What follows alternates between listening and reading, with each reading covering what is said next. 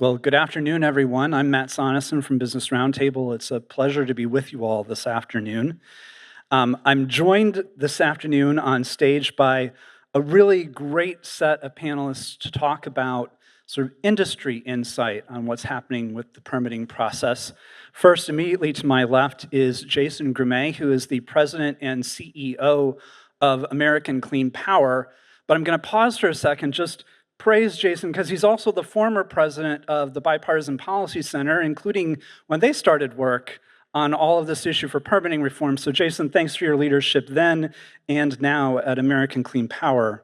We're also joined by Marsden Hanna, who's the head of energy and sustainability policy at Google, and by Sasha Mackler, who's the global head of strategic policy at ExxonMobil's Low Carbon Solutions. Gentlemen, it's a pleasure to have you here today. As we think about why is industry engaged on this, I'm sure many of you can think through, well, I can guess why this industry cares about it, or people who build, they must spend a lot of time on it.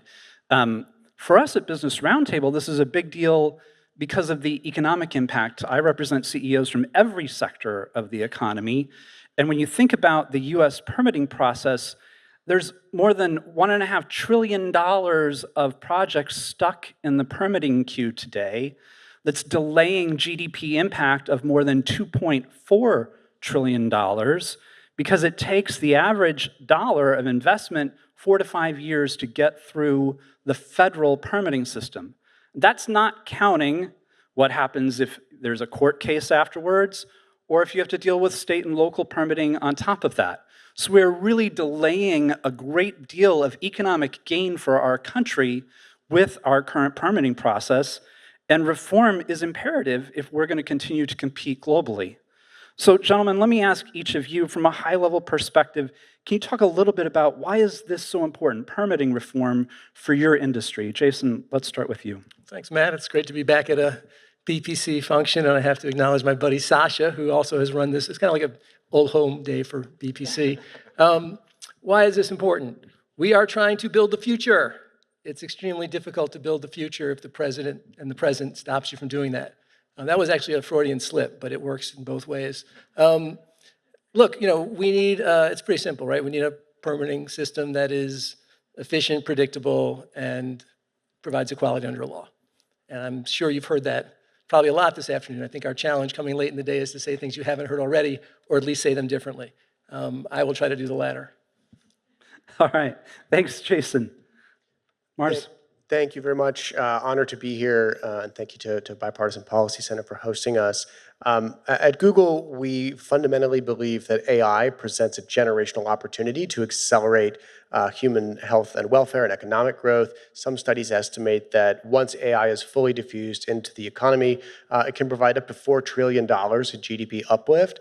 But we don't get the upside of AI if we don't have the energy to power it. And as we look at the market, we're seeing transmission grid congestion, grid fragmentation, and lethargic infrastructure build timelines that are constraining our ability to bring on new data centers to power growth and fundamentally restricting our ability to meet this opportunity. So as we look at the future, we think we need a grid that can power the next era of growth. We need the electric equivalent of President Eisenhower's federal highway initiatives from the 1950s to get back to building and unlocking the opportunity of AI. Sasha? Yeah, sure, thanks. I'll play cleanup here. And it is great to be back here at a BPC event with old friends. I want to congratulate the Bipartisan Policy Center for always putting together dialogues, conversations that are constructive and that really do meet the moment. And I do think as we look at where we are today with permitting reform, there's an enormous opportunity here. And I think we've been hearing throughout the day just how much of a shared agenda we have across different perspectives in industry, as we see here right now, across the stakeholder community, and even politically. And we need to find a path forward that can help us unlock that opportunity. And at ExxonMobil, we sort of sit in an interesting place in this discussion because we have, of course, you probably all know this, a large existing footprint of energy facilities, both on the production side, on the manufacturing and refining and sort of plastic side of the equation, and we are looking ahead to the future and looking at new businesses that we can bring forward that can power the economy in different ways with lower carbon emissions using advanced technologies. And across that entire footprint, what we see as one sort of universal theme as a constraint against what we are trying to accomplish is the ability to get our permits quickly, efficiently, and predictably. And without that, we are sort of, it's an own goal that we are facing right now. It's increasing the cost of energy needlessly, and it is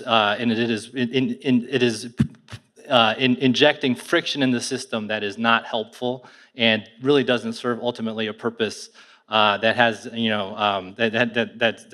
we can really focus on. And so the idea of unlocking permitting reform, I think, could drive a lot of environmental and economic benefits. So permitting as it exists today is preventing us from building the future as quickly as we ought to be able to. It's slowing us down and trying to meet the new AI challenge and compete globally, and it's preventing us from investing in energy the way we want to. Well, how do we fix it? How do we fix it? Jason, what are a couple, I mean, we've heard a lot this afternoon of different ideas and different pieces of what permitting reform can include, but as you think about it from your perspective, what are the 2 or 3 things that matter most? Well, I think the thing that matters most, not just in this moment, but in terms of the kind of arc of our nation's future, is stopping to weaponize this process based on one's ideology about which kind of electron or molecule you prefer or don't. I think that technology neutrality is fundamentally now become the kind of table stakes for any kind of meaningful conversation, because everyone agrees that we need a system that has a shot clock that requires you to start the process quickly and predictable outcomes and judicial review. I think we'll probably all agree on the elements. I would say that the clean power sector needs permit reform by far more than any other part of the energy industry right now, just based on the fact that 90% of everything in the queue is our stuff. But it's hard to get excited about changing a law if you don't believe it's going to be implemented.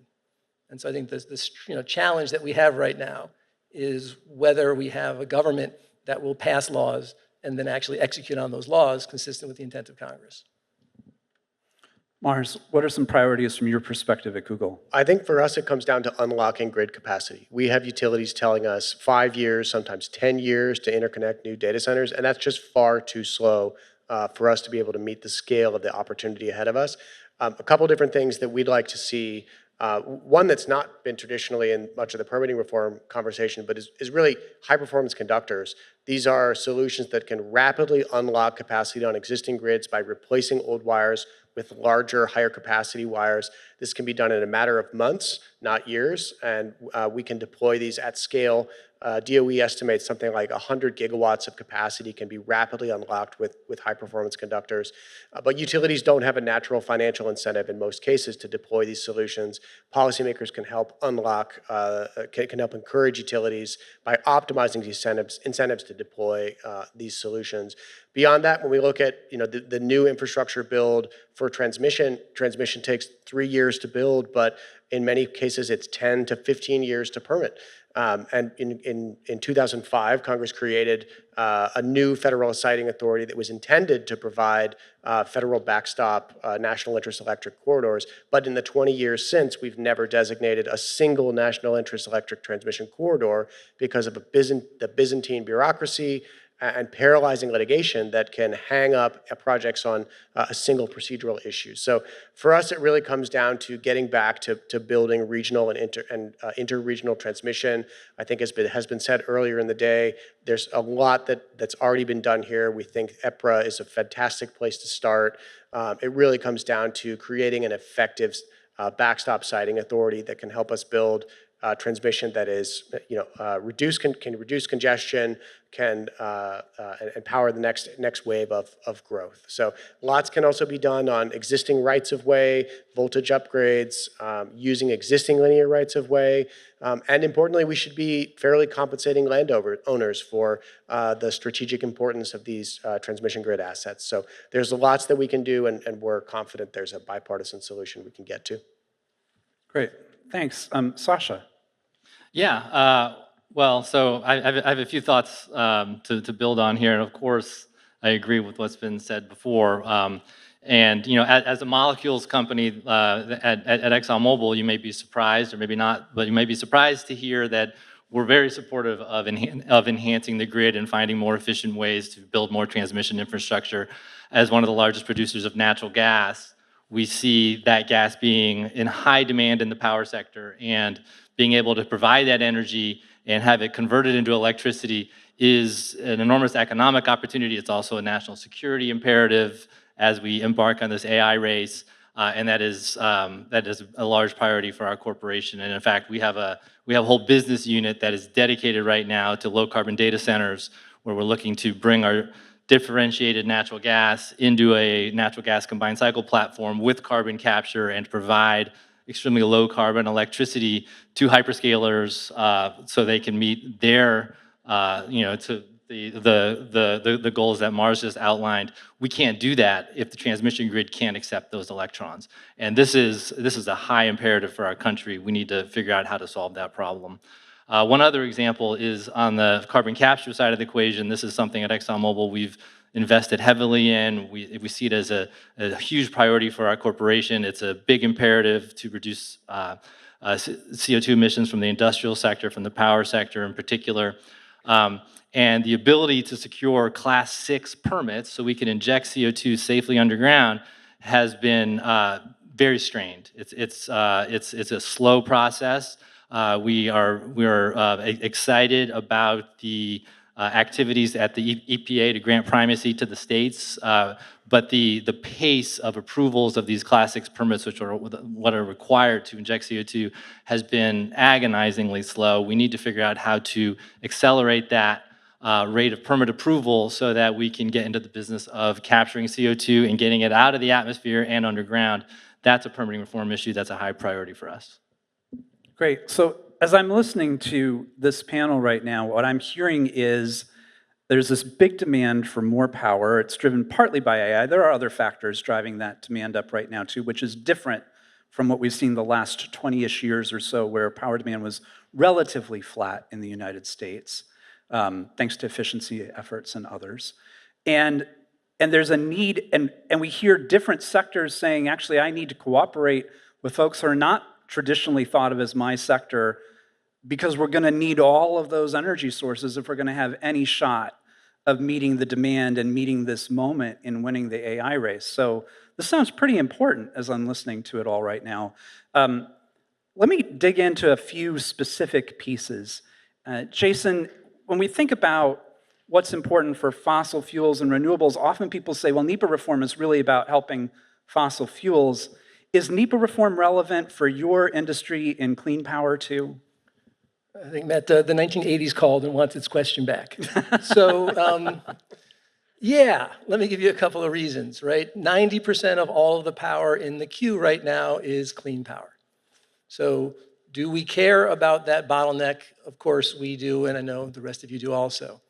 Despite the fact that the vast majority of renewables are not built on public land today, utility-scale wind projects are implicated by NEPA about 2/3 of the time. Utility-scale solar projects implicated by NEPA about half the time. And so that's right now with very little use of public lands. As I think the industry continues to scale, there's tremendous wind and solar resources on public lands. And so I think that challenge and that kind of nexus between NEPA and these projects, even if they're being principally built on private land, isn't going to go away. We've heard the word transmission a couple times. I'm sure it's been a wrapped aspect of many of these panels. We fundamentally do not have a permitting system for transmission, right? Pipelines, it's not perfect, but at least you have kind of plenary authority, a single kind of focal point at FERC that can make these kinds of federal decisions. Our utility system was designed around this idea that there was a local utility. And so our regulatory structure empowers local communities to be making all of these regulatory decisions. That's the 1920s wanting its question back, right? We have to have a different kind of democracy if we want to actually achieve these goals. And then finally, guess which projects are being litigated the most under NEPA? Mine, because we're all the projects, right? So, the fact that you can take 6 years to bring a case challenging a facility, you all know this, right? It's not like, wind and solar are being greeted as saviors. People don't like building anything, anywhere. So there's certainly going to be challenges against every energy project going forward. So yeah, the NEPA problem is significant for our industry. It's not the only problem, but it's the problem that, as Sasha said, is an own goal. It's the problem that is actually of our own making. And so I think there's a reason why there's kind of an industrial permitting complex trying to fix things. Because I think we all realize the responsibility we all have in creating the problem. Yeah, I think about that issue of NEPA litigation, and maybe we'll have a minute to dig into it. It looks like we might have time on this panel to dig in a little bit, but it feels like one area where it's ripe for improvement, and for the first time in my memory, we're hearing bipartisan interest in fixing it, which is pretty exciting. Mars, let's dig in a little bit on sort of the interests for a technology company like Google. I mean, you guys are trying to figure out how to power all these AI data centers, as are your competitors. There's a lot of energy need there. I'm sure you're looking at different sources depending on location or what have you. You were also talking about the need for transmission and a better connected grid. But how much of this can be accomplished by building behind the meter? That is, building locally the energy generation you need right on site. Is that a part of the solution? Is that a big piece of the solution? How are you guys thinking about that piece? Yeah, it's a great question. Our preference at Google is to have a grid-connected data center that is served by new incremental grid-connected generation, and that those two should be sited where they are most economic and most effective. And in most cases, that means we use the grid to deliver the power. That's going to provide the highest reliability, the most business flexibility for our ability to scale load, and the lowest cost, the highest economies of scale.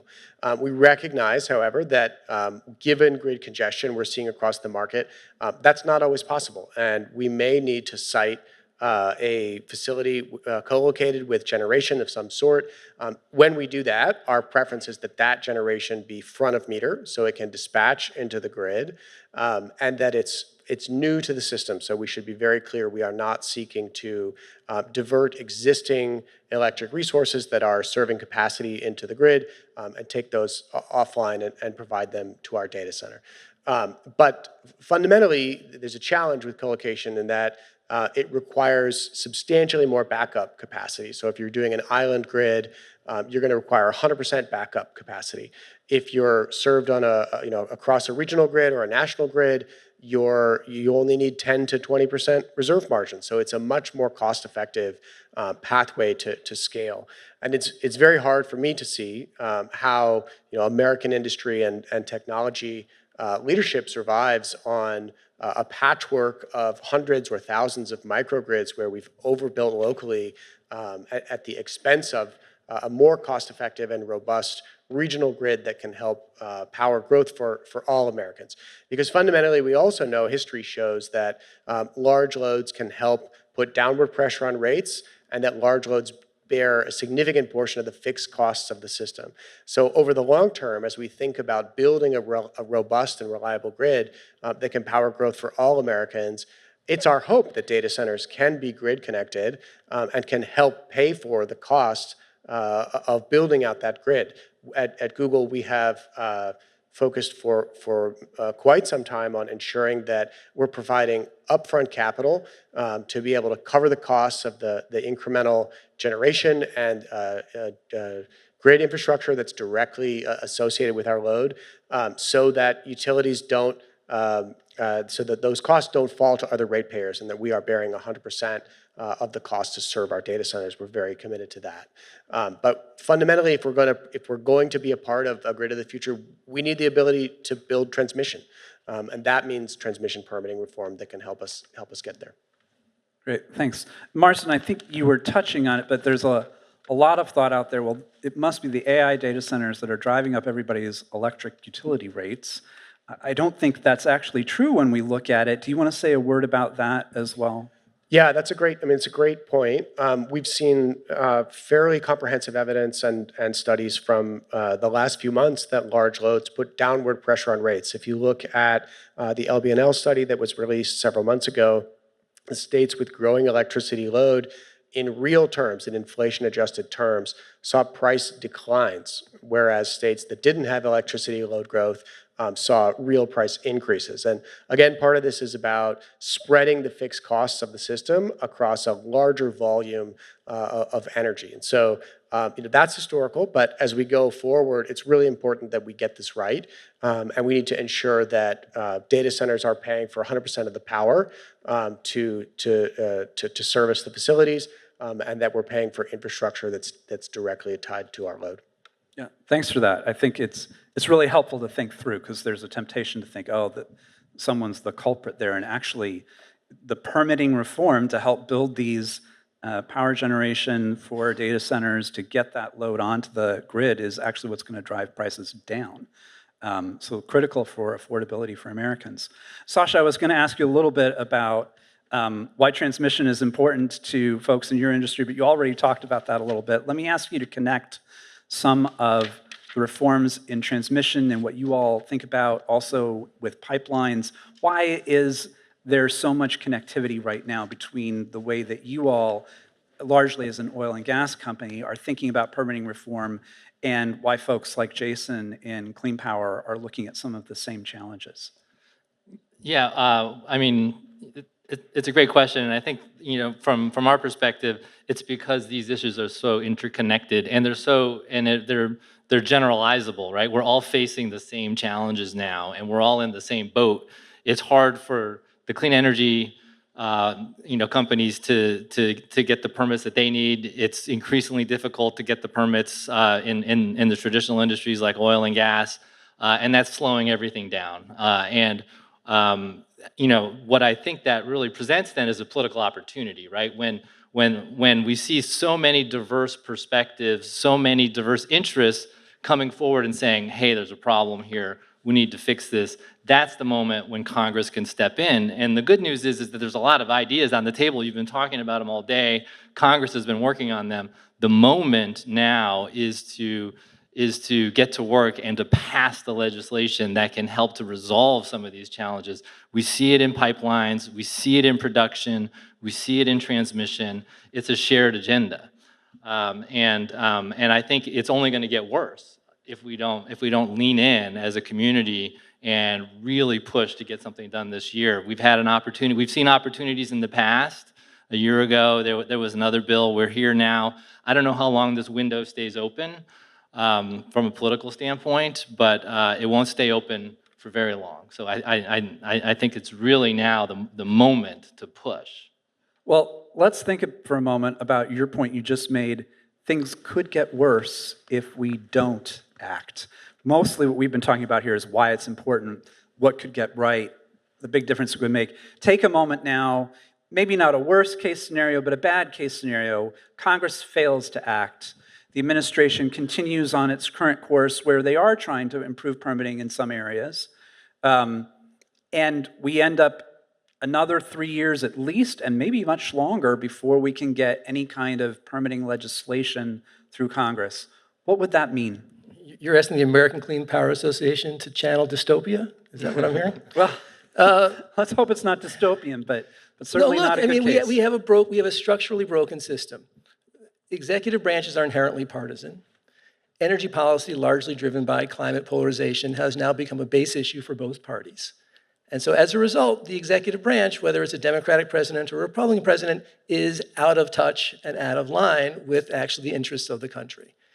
The only way that changes is with a combination of statutory legislation and a restoration of norms. I think it is hard to get statutory legislation passed in Congress, but I agree with you, this is an urgent moment. Whether urgency and opportunity equal the same thing, I think is a question we can pursue further. But every administration in the last couple of decades has complained about the prior administration's practices and then made them worse. And this is a woe-go-round that we have got to find a way to get off. I think the reason why my friends at API and AGA and INGA are equally motivated is not just the frustration right now, but the imagination of what if the politics change, which they tend to always do. And we have a progressive administration weaponizing the permitting process in the same way that this administration is. You will see the unraveling of our economy. So there's a little sense of what could happen if we don't get on a better track. That sounds rather dire. Mars, what does it mean for AI development in the country if we don't fix this permitting process quickly?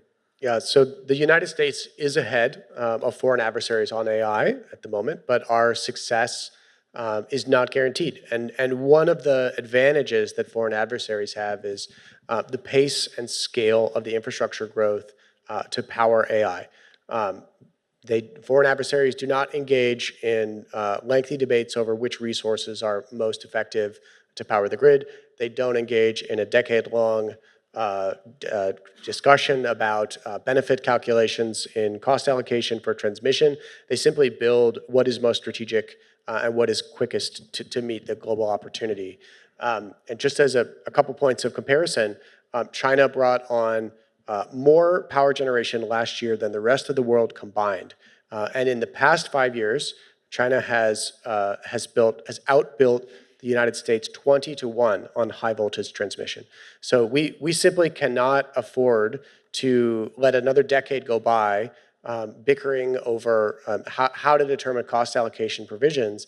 We've got to find a solution that gets us building, that gets us competitive in the global economy.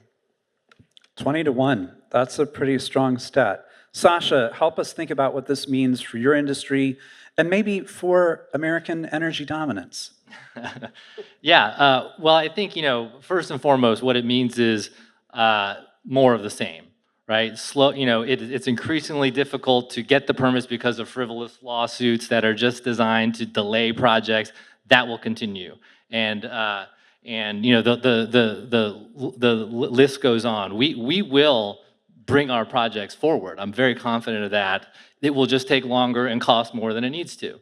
That's an economic penalty we're paying really for no good reason. So the future of the energy system, of American dominance, or really of American technology innovation as we go forward, really hinges on our ability to deploy capital quickly, get projects into the system, and then move on to the next project.